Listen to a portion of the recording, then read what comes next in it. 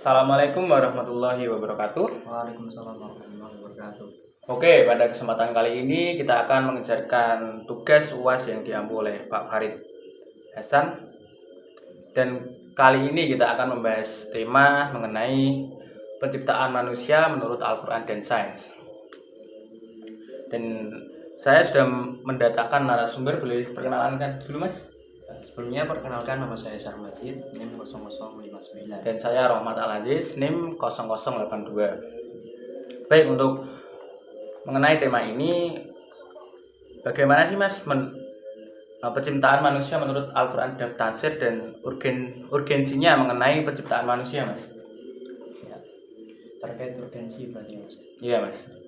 Jadi terkait urgensi dalam penciptaan manusia itu terdapat di dalam ayat Al-Quran itu sebanyak 30 ayat yang menyinggung terkait penciptaan manusia. Nah, di dalam ayat-ayat tersebut itu menerangkan asal muasal dalam penciptaan manusia dan juga awal mula terjadinya pembentukan manusia.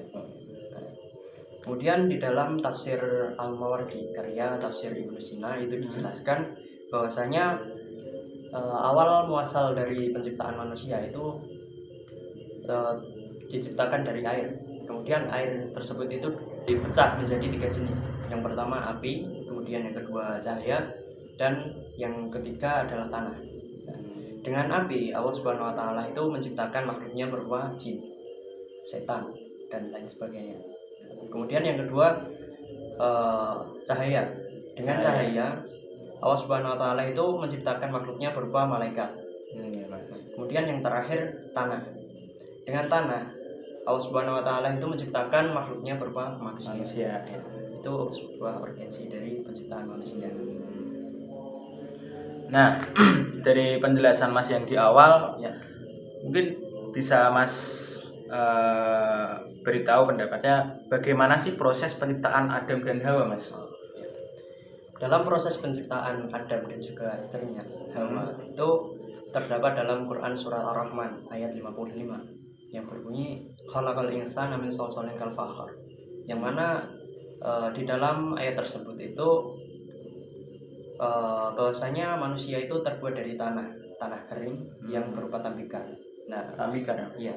Kemudian dalam tafsir Al-Munir karya Wahbah Zuhadi itu diterangkan bahwasanya awal muasal dari pembentukan manusia atau penciptaan manusia itu terbuat dari tanah. Kemudian tanah tersebut itu dibuat hingga menjadi tanah atau menyerupai patung. Dan juga tanah tersebut itu dibakar seperti tambikan yang mengering. Nah, kemudian Allah Subhanahu wa taala itu mendiamkannya selama 40 hari. Ya. Setelah 40 hari, kemudian Allah Subhanahu wa taala itu meniupkan sebuah embusan ruh, bisa dibilang ruh. Nah, kemudian yang dari tanah yang menyerupai tambikan tersebut itu bisa bergerak dan bisa ya seperti wujud manusia seperti kita ini. Begitu pula dengan penciptaan Hawa. Dalam penciptaan Hawa itu juga terbuat dari tanah. Hanya saja dalam Quran Surah An-Nisa ayat 1 itu dijelaskan bahwasanya dalam penciptaan Hawa, istrinya dari Nabi Adam, itu diambilkan dari tulang rusuk Nabi Adam sebelah kiri. Nah, rusuk Nabi sebelah kiri Mas? Iya. Kemudian dibentuk oleh Allah Subhanahu wa taala yang beda jenis gitu Mas. Jadi mungkin kalau dari pendapat Mas yang awal sampai sekarang ya Mas. Ya. Tapi pertanyaan saya Mas, bagaimana sih proses penciptaan manusia berdasarkan sains Mas? Kan dari Mas yang awal menjelaskan menurut Al-Quran ya Mas. Dan sekarang gimana sih manusia diciptakan menurut sains Mas? Jadi menurut saya mengambil dari teori Darwin terkait proses penciptaan manusia dalam pandangan sains. Dalam teori Darwin itu asal muasal dari penciptaan manusia itu dari proses kehamilan dari seorang wanita. Dari seorang wanita tersebut itu terdapat sebuah fase-fase embriologi. Nah, yang pertama terkait dengan fase zigot, yang mana zigot ini sebuah sperma antara laki-laki dan perempuan itu bersatu kemudian menimbulkan kehamilan. Nah, setelah zigot kemudian akan timbul sebuah embrio. Nah, embrio ini kebalik ya mas. Jadi balik juga mas.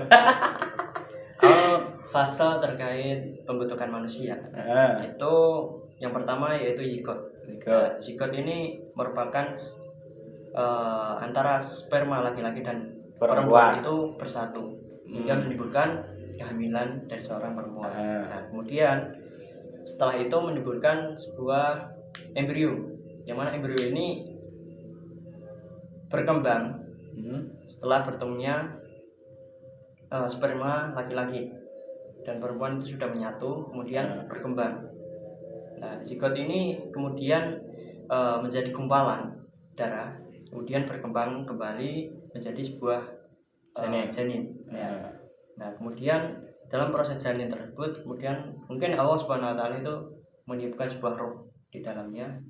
Kemudian jadilah proses penciptaan manusia menurut pandangan teori dari. Ya, mungkin hanya itu saja mas. Kalau boleh tahu, jadi Allah menyiapkan ruh itu dari janin umur berapa mas? Kurang lebih 9 bulanan. 9 bulan Ya, baru ditiup rohnya baru ditiup. Iya. Oh ya mas. Dan mungkin itu saja dari kami ya, mengenai penjelasan seputar penciptaan manusia menurut Al-Quran dan sains. Dan mungkin kita acukan saja pada kesempatan kali ini. Kalau ada salah kata dari kita mohon dimaafkan. Assalamualaikum warahmatullahi wabarakatuh.